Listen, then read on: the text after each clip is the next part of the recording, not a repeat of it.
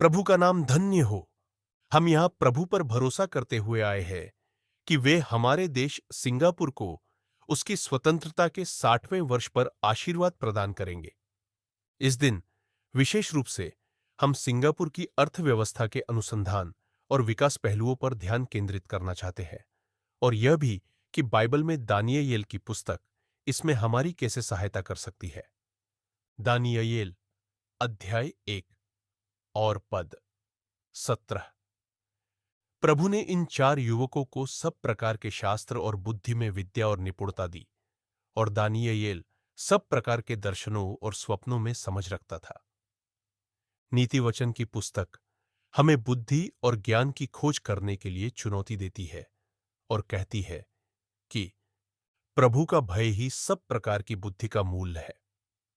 हम इसे उन इब्रानी युवकों के जीवन में देखते हैं जिन्हें नबूकदनेस्सर के समय में बाबुल में बंदी बनाकर ले जाया गया था।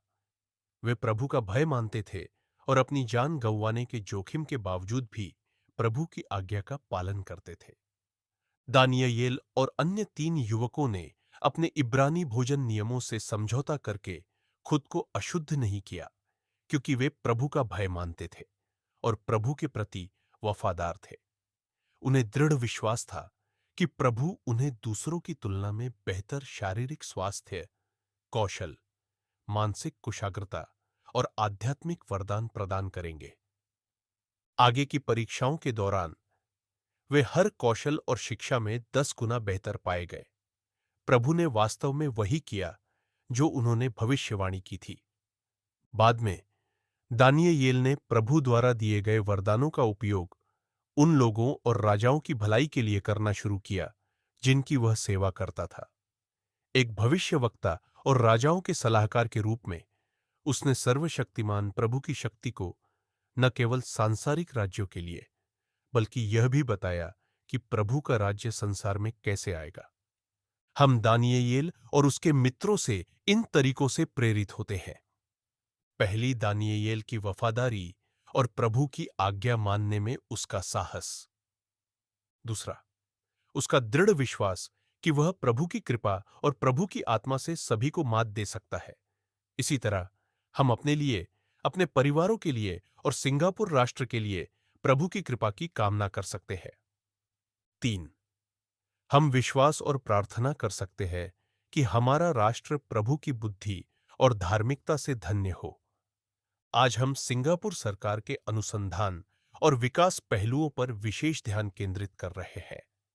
ये मुख्य रूप से एजेंसियों द्वारा संचालित नई तकनीकों और नवाचारों को उत्पन्न करने के लिए रचनात्मक कार्यों के माध्यम से ज्ञान का विकास करना चाहता है। इसमें शामिल है राष्ट्रीय अनुसंधान एवं विकास रणनीतियां निर्धारित करना, अनुसंधान पहलुओं को वित्त पोषित करना, मूल्य सृजनकारी, मौजूदा उद्योगों को बढ़ाकर और नए उद्योगों का निर्माण करके नवाचार संचालित अर्थव्यवस्था बनाने के लिए प्रतिभा को बढ़ावा देना। संक्षेप में, मौजूदा उद्योगों को बढ़ाने और नए उद्योगों का निर्माण करने के लिए रणनीतियां, एजेंसियां और प्रतिभाशाली लोग होने चाहिए। हम प्रार्थना करते हैं कि प्रभु सिंगापुर में आधुनिक डैनियल्स को खड़ा करे, कि वे प्रभु को जाने और प्रभु द्वारा दी गई अपनी बुद्धि और कौशल से लोगों और देश के लिए कार्य करने में सक्षम हो।